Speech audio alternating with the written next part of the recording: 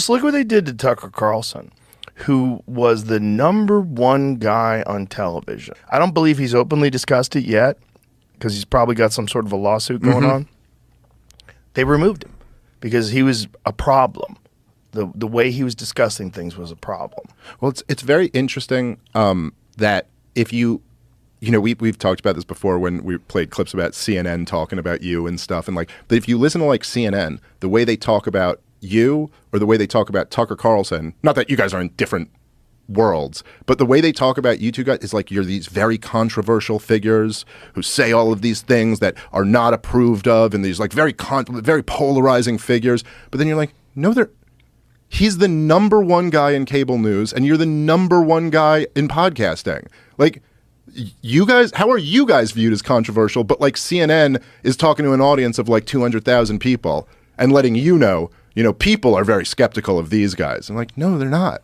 These are the most popular figures, and it's because people can at least smell that you're not bullshitting them the way these guys are. Right. And that was always one of the things that I really appreciated about Tucker, was that he would break with the Republican Party and have a completely different view from them. He would break with everyone else on the network, which is like, that's so unheard of today.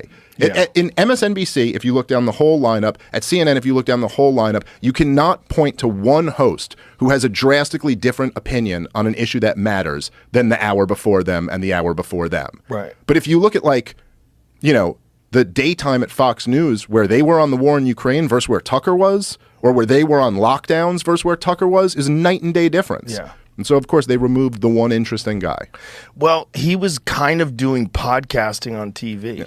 He had gotten to the point where his show was so huge that he could kind of get away with it. And he incrementally kept ramping it up till he's like, the CIA killed Kennedy. Yeah. Like, Jesus. Yeah, he started really going for it. He was going for it. That was great. People need to hear that. Well, the beautiful thing is now he's just going for it on Twitter. And, Elon's like, okay, go ahead. And you can see it in him that even though he was going for it on Fox, you can see the freedom he has. Oh, yeah. Like on Twitter, where he's like, okay, I'm not pulling any punches now. Yeah. And I love that. Yeah. That's beautiful. Well, it's important. It really is. And people need to wake the fuck up. Well, look, even like with this Trump thing, man, it's like I was saying, how so many people still believe the Russia collusion story, which was all made up, man. And you can go follow this whole thing. It was all made up, and they knew it. They knew what they were doing. There's that clip, by the way, before any of this stuff. This is before Donald Trump ever took office. Did you ever see the Chuck Schumer 6 Ways to Sunday? You were telling me about it last night. You were saying we should watch it today. We should play this because and let me just preface it briefly to kind of set up what's so amazing about it. There are these occasional moments where, even like I said, the thing where Chris Murphy just happens to blurt out like, "Oh yeah, our policies overthrew Yanukovych," right? Like there are these moments where kind of like these rare moments of honesty from the kind of leaders of the regime. Yeah, and this one comes because Rachel Maddow asks him like an impromptu thing. And she says that. She leads that. Yeah. So, but this is just so you know, this is Donald Trump has been elected, but he hasn't been, he's a president-elect here. So it's after the election, but he's not president yet. So this was about him tweeting something here. But he's taking these shots, this antagonism, this taunting to the intelligence community. You take on the intelligence community, they have 6 ways from Sunday at getting back at you. So even for a practical, supposedly hard-nosed businessman, he's being really dumb to do this. What do you think the intelligence community would do if they were motivated? I don't know, but from what I am told, they are very upset with how he has treated them and talked about them. So, and what happened right before that is that Rachel Maddow goes, she goes, all right, I'm sorry to put you on the spot here, but Donald Trump just tweeted this thing about the intelligence community. Any thoughts on that? So it's not like he was prepared for this. Right. The most powerful senator in America, his initial gut reaction was like, well, dude, you're taking on the intelligence. I mean, you want to go up against the CIA? You think you're going to win that fight? Yeah. Like, they're going to get you. And this was already after they had already been, they were spying on his campaign. They had already kind of begun framing him for this whole Russia thing, which was always nonsense. Now, it started with, the Steele dossier and all that stuff. And then they were spying on Carter Page, who was like a pretty low-level advisor in Donald Trump's campaign. And the allegation was that the Russians had offered him a huge stake in like one of their biggest energy companies if he could get Donald Trump to remove all of the sanctions that we had at the time on Russia, which on the face of it made no sense because he's like a low-level advisor on the campaign. Now, he's not even in the administration. Was this based on intercepted emails? No, this was based off the Steele dossier, which was opposition research that Hillary Clinton had funded. Well, you have to understand the motive, and Dave Smith is a very smart person. I watch him for a long time now, and I think he has some very, very fantastic views. Even Joe Rogan, he's also very popular. I think there was a time he was the #1 view podcast for months, if not years. The thing you have to understand about the mainstream media is that they don't really care about the issue at hand. They don't really care whether it's right or not. They care about controlling the narrative. I don't know how long I need to spell this out. It's never about the problem. It's never about it. It's about controlling the narrative, controlling what people get to hear. It doesn't matter if whether they are hearing is the truth or not. It's totally immaterial. The important issue, the main issue here is who controls the narrative. That is it. Yesterday, I was reading through some information in our group forum. And one person in that forum made such a clever point. He said that if there were ever a heaven and a hell, every single person will go to hell. Why? Because in every single religion, those in that religion believe that the people in other religions are not actually doing things the right way, and by so doing will go to hell.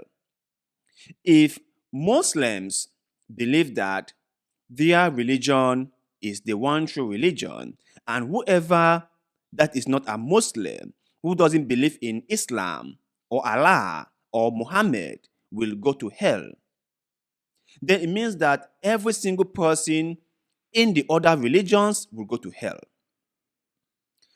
Likewise, the Christians believe that their religion is the one and only true religion, and whoever that is not a Christian, that do not believe in Jesus, or that does not believe in God, will go to hell.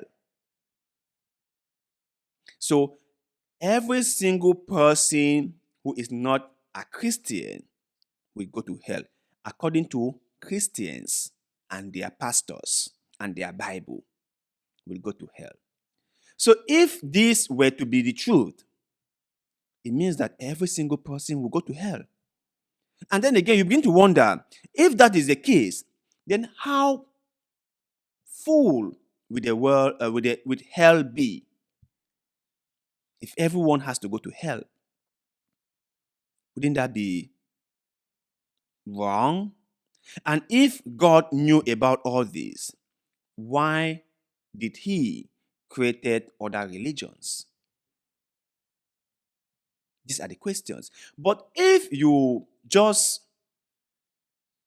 look through all the noise, from every single camp, and you just kind of like go beneath the surface, you then realize that the whole notion of religion is just control. It's just narrative. People have different narratives that they want you to know, and they shove those narratives down your throat. It was never about what was right or wrong, never, but about the narrative they want you to know. the narrative they want it to shape your life. Same thing with censorship. You are not being censored because you said things that were outrageous. No. You are being censored because you said things that were out of what those in control wanted you to say. You could be a horrible person, but if you are within what your group wants you to say, then you'll be fine. You'll be fine. So let me come back to this one more time. It is not about you being right or wrong. It has never been about that. It has always been about what those in control want you to know. The legacy media do this all the time. They paint a certain narrative about Africa that make your head spin. Africa is a very poor continent. Africans are dying of hunger and starvation. Let me say this. They are dying. People are dying. Okay, let's be honest about it. People are dying of hunger and starvation. And actually, Africa is a poor continent. That is true. I mean, the people are poor. Not the land, but the people. The people are poor. That is true. But the cause of the problem is not what the legacy media will tell you. They will say that Africans are poor because Africans hate themselves, or Africans don't want to see themselves get out of the situation. Africans are barbaric. Africans love to fight each other. They do fight each other. That's true. But then again, who is setting in all the chaos? Is the West. They will fail to mention that. Who are the ones giving all the weapons that the Africans use to fight themselves? It's the West. It's Uncle Sam, America. But for some reason, they forget to mention this. Who benefits the most when Africans fight each other? The West. But this will just slip off their mind. They will not even think about saying this, because according to them, maybe this isn't important, so they will not say it. And also, who is buying all the conflict minerals? The West. Which entities, which multilateral corporations are out there squeezing Africans to the bones? The IMF, the World Bank. And remember, as long as the West want to be rich and superior, they will do their best to make sure that Africa stays the way it is. They will do it. But for some reason, mainstream media will fail to mention all this. They will not tell you. They will not say that the root causes of these problems that Africans are facing might originate from the West. We in the West might be the reason why Africans are facing some of the problems that they are facing. They will just totally forget to mention all this to you. They will just stick with the hunger and starvation and barbarism and civil war and so on and so forth.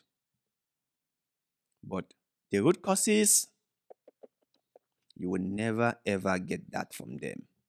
They will never ever admit the part they played in creating the problem. They will never ever.